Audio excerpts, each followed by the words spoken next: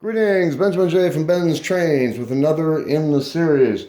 Well, having nothing to do, I figured I'd do a video on a easy conversion to convert a wind-up Commodore Vanderbilt to an electric Commodore Vanderbilt.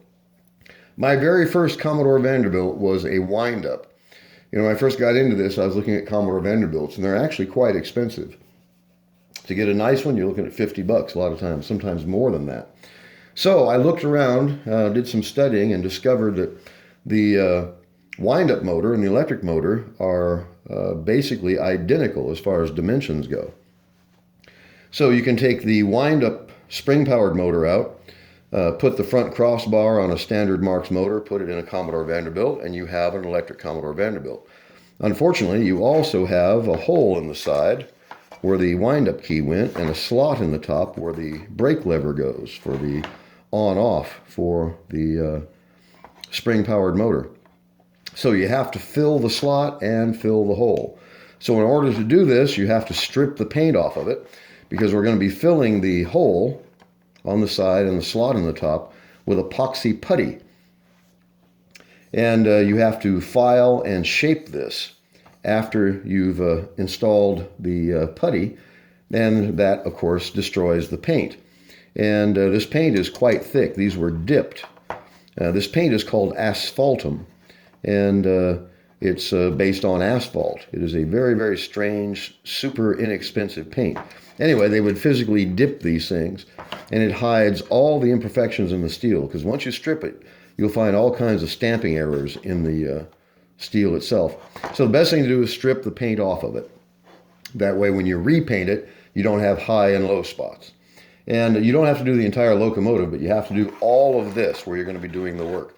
So I've removed the finials, as you see, the front bezel, the front stack, and the sand dome, as it was called. So you pull those off, and I'll be probably spraying these, maybe chrome, since I have that chrome paint. In any case, let's put this out of the way. And we're going to strip this paint off. Now, the best way to strip this paint is with our old friend, Easy Off Oven Cleaner. It will take this paint off here in about 15 minutes, 20 minutes at the outside. It will take it right down to the bare steel. So I'm going to spray this with oven cleaner, and this will be our several part series. And I'll get this paint off, and then we'll begin filling the slot, and I'll show that process, sanding it smooth, and then repainting it. I'm going to be repainting this black, of course. I'm going to use that textured paint that I have. That way it'll hide all the imperfections in the steel.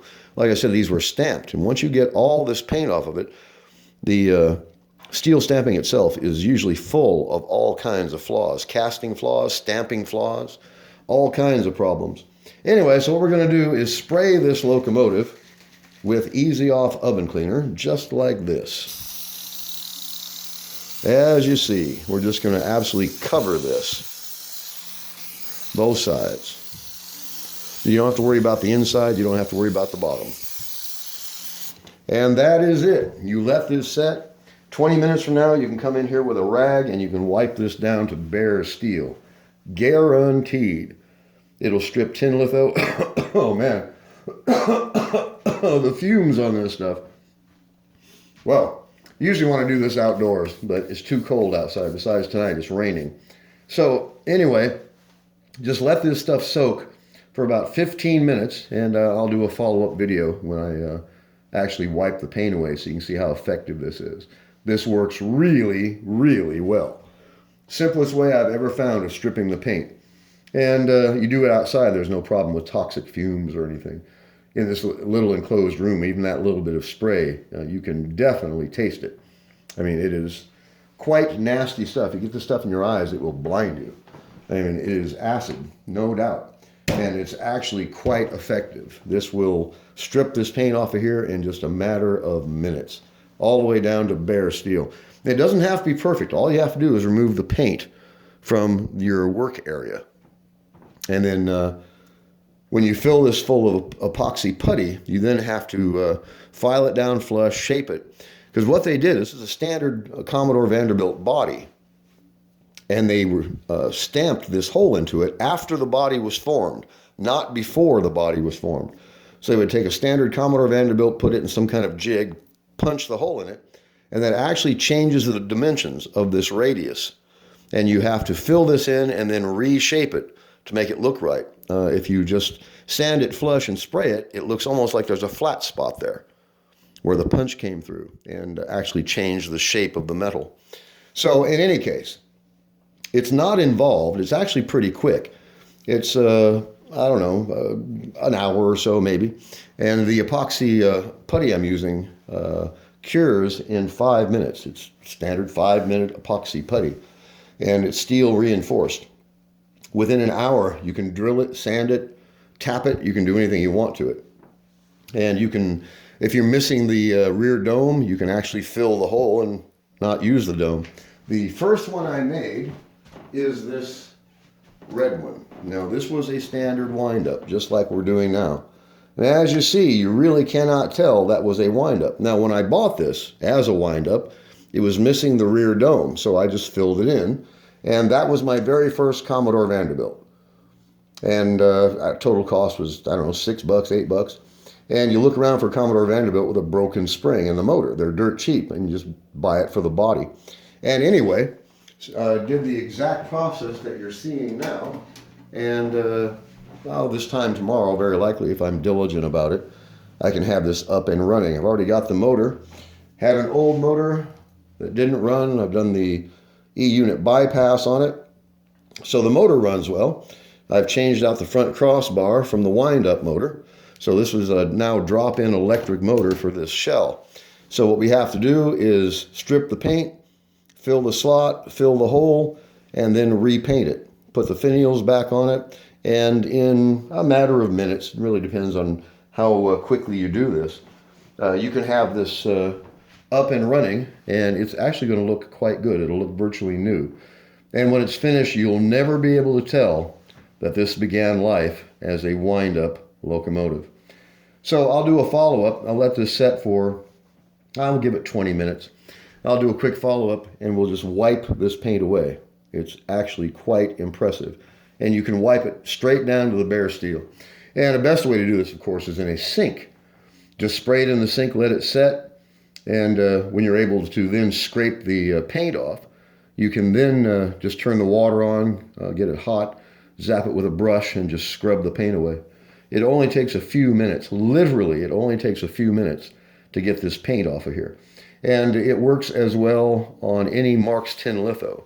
If you have an old caboose, you want to convert it into a passenger car, for example. Spray it, it'll just wipe out the tin litho, and it'll strip the paint straight down to the bare steel in about 20 minutes, sometimes less than that, depending on the thickness of the paint. Anyway, I just want to do a quick video on this. So step one of converting a wind-up Commodore Vanderbilt to an electric Commodore Vanderbilt. It's a really inexpensive way to get yourself a custom Commodore Vanderbilt that is actually going to look quite good. It's going to look new. Now, this is a wind-up. Wind-ups do not have handrails. There's no provision for handrails on a wind-up. You could add them, of course, but it's going to require drilling holes. But in this case, it's a good choice because there are no handrails to deal with. There's no holes, there's no handrails to remove and put back on. It's just pretty much straightforward body work. So all we have to do is fill that hole, fill that slot, grind it, or actually file it, sand it smooth, give it a couple of coats of paint, and this will look like a brand new Commodore Vanderbilt. Like I said, I will very likely spray these chrome, so it'll be quite a striking contrast, and I will be putting a lens in this. And to put a lens in the Commodore Vanderbilt, you just put a piece of tape over the bezel, put it face down, fill the bezel full of 5-minute epoxy, and you have a lens that is an integral part. It'll never get lost. It'll never come out. Actually works quite well. So this is part one of the conversion of a wind-up Commodore Vanderbilt to an electric Commodore Vanderbilt. So part two, I'll just do a quick video so you can see me actually wiping the paint off of this. It's really effective. This oven cleaner works. It works really, really well. Do not get it in your eyes. This stuff will hurt you. You spray it on your fingers, you'll actually begin to feel it in less than a minute. So it's always a good idea if you're going to be doing this, wear eye protection. I'm wearing glasses, of course, and wear rubber gloves. And you can take a razor blade in 5 minutes and begin to scrape this away. 20 minutes, you can literally wipe it off with a cloth. It'll wipe it down to bare steel. So I'll do a quick follow-up in 15 minutes or so you can see the process of removing the paint. So just a quick video, part one of the conversion of a wind-up Commodore Vanderbilt to an electric Commodore Vanderbilt. As always, you have any questions, feel free to drop me an email, BENZTRAINZ@gmail.com. And as always, thank you for watching.